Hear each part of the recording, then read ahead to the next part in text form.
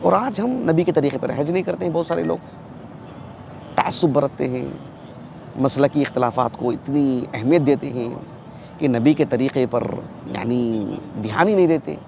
یہ بالکل بھی مناسب نہیں ہے. میں ایک واقعہ سناتا ہوں آپ کو تاریخ کا, بڑا دلچسپ واقعہ ہے.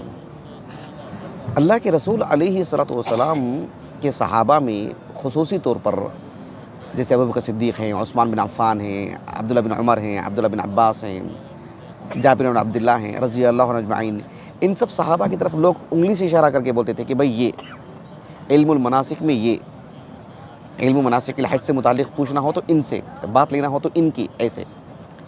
خصوصاً عبداللہ بن عمر کا اس بارے میں بہت بہت بڑا رول رہا ہے. عمر بھی لمبی رہی ہے آپ کی, تو بلکہ العلل و معرفت الرجال جو کتاب ہے امام احمد بن حنبل کی رحمہ اللہ, جو شیخ وسیع العباس حفظہ اللہ کی تحقیق سے چھپی ہے, اس میں ابن سیرین رحمہ اللہ کا یہ قول ہے جو ایوب السختیانی رحمہ اللہ نقل کرتے ہیں ان سے. آپ نے کہا کہ ما اعلم احدا من اصحاب رسول اللہ صلی اللہ علیہ وسلم من علم بالمناسک من ابن عمر بعد ابن عفان.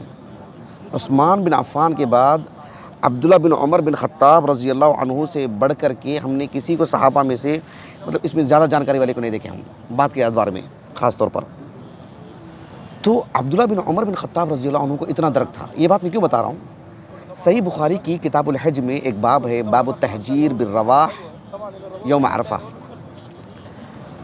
اس باب کے تحت امام بخاری رحمہ اللہ نے عبداللہ بن عمر بن خطاب رضی اللہ عنہما کا ایک واقعہ نقل کیا. انہوں نے ان کے جو فرزند ہیں نا سالم, وہ تابعین میں سے ہیں, 106 ہجری سے وفات ہے, فقہائے سبع میں سے ہیں. ان کے شاگرد ابن شہاب الزہری رحمہ اللہ, ان کے حوالے سے ان کے طریق سے بات ملتی ہے کہ سالم رحمہ اللہ نے کہا کہ مروان بن عبد الملک ابن مروان, عبد الملک ابن مروان جو ہے کوئی چھوٹی شخصیت نہیں ہے. اموی بادشاہ ہیں, اموی خلیفہ ہیں, اور نہایت علم دوست. سعید بن المسیب رحمہ اللہ کے ہم پلہ فقہ میں, فقہائے مدینہ میں شمار ہوتا ان کا, فقہائے اربعہ میں. اندازہ لگائیے عثمانی جو دور رہا ہے عثمان بن عفان رضی اللہ عنہ کا, آغاز میں ولادت ہوئی ان کے تقریباً 26 ہجری کو, اور 86 ہجری میں انتقال ہوا. 20 سال سے زائد آپ نے جو ہے مطلب خلافت کیا آپ نے. تو عبد الملک ابن مروان رحمہ اللہ, ابو الولید کنیت تھی ان کی, انہوں نے خط لکھا کس کو, حجاج بن یوسف کو. اور حجاج بن یوسف کو انہوں نے بھیجا تھا مکے کو ایک سیاسی پہلو سے, اور حج کے ایام تھے تو انہوں نے حج کیا تھا حجاج بن یوسف نے. یہ 72 ہجری کا واقعہ ہے, ایک سال بعد عبداللہ بن عمر کا انتقال ہو گیا رضی اللہ عنہ.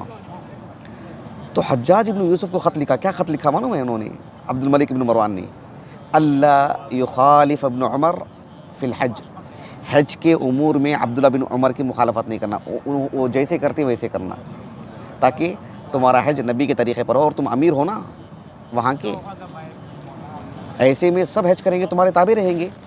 پھر تم نبی کے طریقے پر حج ہونا چاہیے تو عبداللہ بن عمر کے موافق حج کریں. کہا کہ اللہ یخالف ابن عمر فی الحج.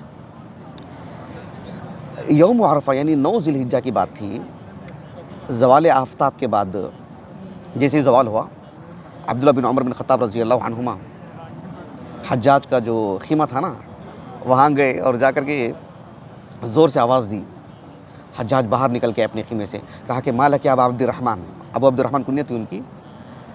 تو عبداللہ بن عمر بن خطاب رضی اللہ عنہ نے کیا بات کہی, دیکھو اللہ اکبر.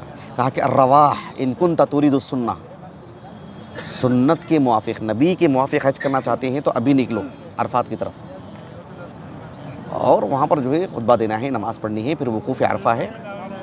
تو کہا کہ ہادی حصہ کہ اسی وقت نکلنا ہے, کہا کہ ہاں اسی وقت نکلنا ہے. تو کہا کہ جو ہے فانظرنی حتی افیض علی رأسی, کہا کہ تھوڑا غسل تو کر لوں. گئے غسل کر کے آئے. عبداللہ بن عمر تھے, سالم تھے ان کے فرزند فقہائے سبع میں سے, اور حجاج درمیان میں ہیں, چلتے جا رہے ہیں. تو سالم رحمہ اللہ نے عبداللہ بن عمر کے سامنے, بیٹے باپ کے سامنے, طالب علم استاذ کے سامنے حجاج بن یوسف سے کہہ رہے ہیں کہ ان کنت ترید السنہ فاقصر الخطبہ وعجل الوقوف. کہا کہ اگر تم سنت کے موافق حج کرنا چاہتے ہیں تو خطبہ مختصر کرو اور وقوف عرفہ کی طرف جلدی کرو. اور عبداللہ بن عمر نے بھی کہا تھا کہ جو ہے مطلب ظہر و عصر ملا کے پڑھا کرتے تھے صحابہ.